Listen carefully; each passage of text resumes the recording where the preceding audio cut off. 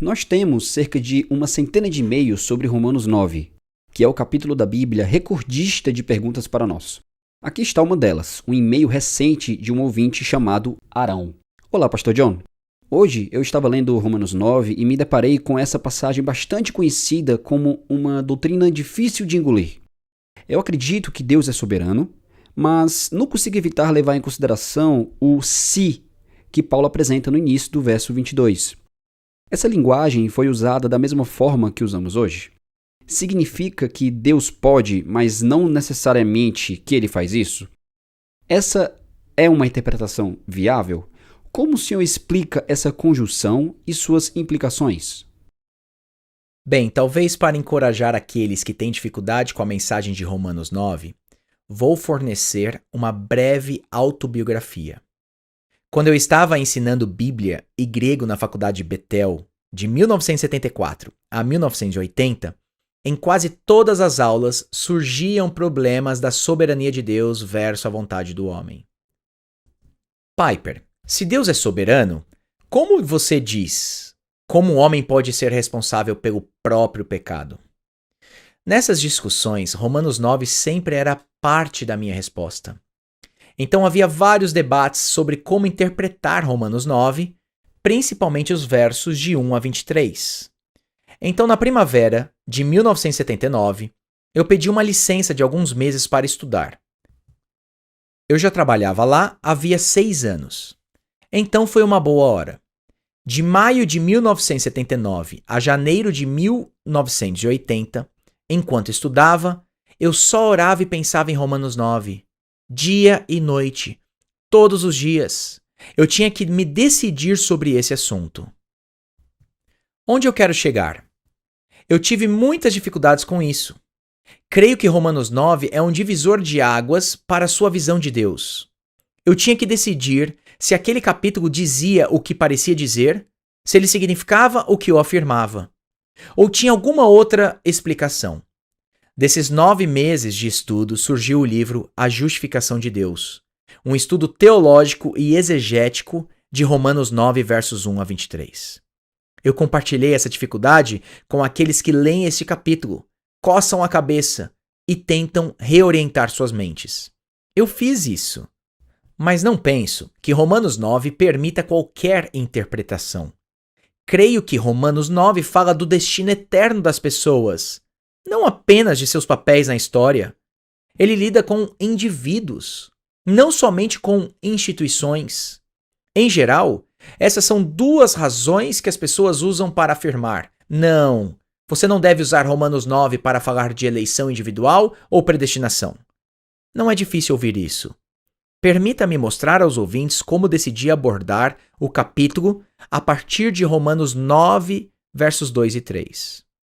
Paulo diz: tenho grande tristeza e incessante dor no coração, porque eu mesmo desejaria ser anátema, separado de Cristo, por amor de meus irmãos, meus compatriotas, segundo a carne.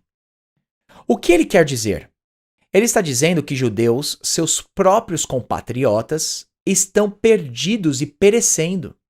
E isso cria em Paulo não apenas uma agonia de partir o coração, como ele descreve, mas também um enorme problema teológico. Será que as promessas de Deus falharam? Quer dizer, se os judeus estão com um véu cobrindo o rosto, eles não estão vendo Jesus como seu Messias. E não é apenas 1 ou 2, mas a maioria deles. Então a pergunta desse capítulo é: a promessa de Deus para Israel foi abolida? A questão é justamente que alguns judeus têm caído, não o povo como um todo. Eles estão perecendo. A resposta de Paulo aparece em Romanos 9, verso 6. E não pensemos que a palavra de Deus tenha falhado. Então, ele fornece uma resposta básica com o motivo. Porque nem todos os de Israel são, de fato, israelitas. Essa é a resposta básica que ele dá. Em outras palavras, Paulo responde o problema justamente apontando que esses israelitas, em particular, não são de fato parte do Israel herdeiro das promessas. É a perdição de indivíduos que cria o problema. Ele não é imposto nesse capítulo. É o problema dentro de Israel. Existem israelitas que estão perecendo e Paulo resolve o problema teológico ao afirmar que a palavra de Deus a Israel não falhou, porque nem todos de Israel são Israel. O resto de Romanos 9, versos 1 a 23, traz Paulo tratando da demonstração ou da vindicação da justiça de Deus no exercício de sua soberania, tendo misericórdia de quem ele quer. Então Romanos 9,14 diz: Que diremos, pois? A injustiça da parte de Deus? Eu comecei a escrever meu livro a partir daí. A injustiça da parte de Deus? E a resposta é: de modo nenhum. O restante, os versículos 15 a 23, oferece apoio a por que não há injustiça da parte de Deus.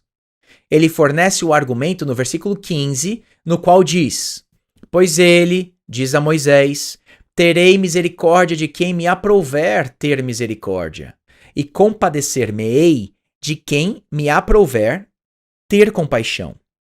Assim, pois, não depende de quem quer ou de quem corre, mas de usar Deus a sua misericórdia.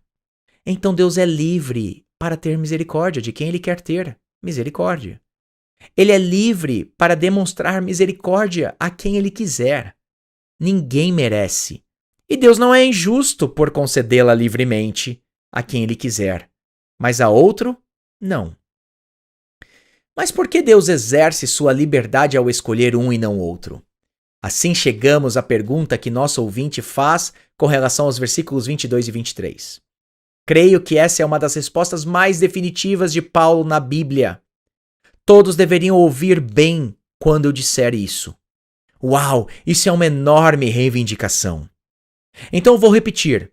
Os versículos 22 e 23 são a resposta definitiva de Paulo.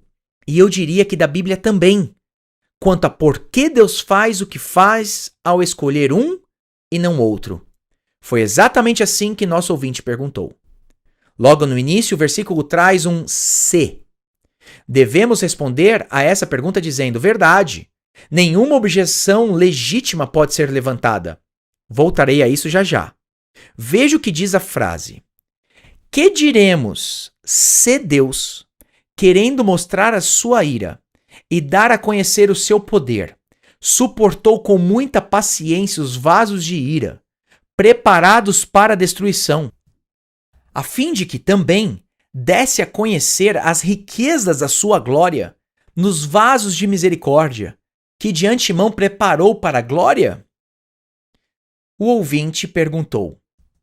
A palavra se, no início do verso 22, significa que Deus poderia agir dessa forma, mas ele não age? Em outras palavras, o se significa que ele poderia agir assim? E isso iria condizer com o entendimento reformado do Piper?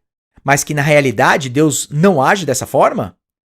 O Arão perguntou: essa é uma interpretação viável? A resposta é não. Não é viável. Não é apropriado colocar dessa maneira. E há muitas razões para isso, mas vou focar em uma delas. A razão é que o se, que inicia os versículos 22 e 23, já apareceu antes em Romanos 9. A questão não é se vai acontecer. Já aconteceu. Paulo está retomando o que ele já disse antes. Ele está aplicando o que disse com relação a Faraó. Quando Paulo diz: que diremos se Deus, querendo mostrar a sua ira e dar a conhecer o seu poder, suportou com muita paciência os vasos de ira, preparados para a destruição? Ele está reafirmando o que acabou de dizer com relação ao Faraó nos versos 17 e 18. Veja o que ele diz. Porque a Escritura diz a Faraó: foi para isto mesmo que eu o levantei, para mostrar em você o meu poder, e para que o meu nome seja anunciado em toda a terra. Logo, Deus tem misericórdia de quem quer, e também endurece a quem ele quer. 5 versículos depois, no verso 22, quando Paulo se refere ao desejo de Deus mostrar sua ira e dar a conhecer o seu poder, suportando com muita paciência os vasos de ira preparados para a destruição, isso é exatamente o que ele fez com Faraó. descrito no verso 17. O se não é hipotético, ele é real. Deus fez isso. A pergunta é: se Deus fez isso, é possível levantar uma objeção legítima? E a resposta é não. O argumento principal de Paulo nessa seção é que Deus é justo ao ter misericórdia de quem ele quiser, Romanos 9,14. Ele nunca agiu errado para algum ser humano, nunca. Ele sempre sustenta o infinito valor do que lhe é infinitamente valioso, sua justiça. Ele sustenta sua glória. Em sua liberdade absoluta e gloriosa, terei liberdade de quem eu tiver misericórdia, e terei compaixão de quem eu tiver compaixão. Ele mostra as riquezas da sua glória aos vasos de misericórdia. É o que diz o versículo 23. E este é o objetivo final do universo. Esses vasos de misericórdia são preparados de antemão por Deus para a sua glória. Mas, nesse exato momento, os vasos de misericórdia, e agora estou falando para nossos ouvintes, são todos aqueles que invocam o nome do Senhor. Você ouviu John Piper Responde, produzido por Desiring God, Ministério Fiel e Voltemos ao Evangelho. Para mais conteúdos gratuitos, acesse ministériofiel.com.br e voltemosaoevangelho.com.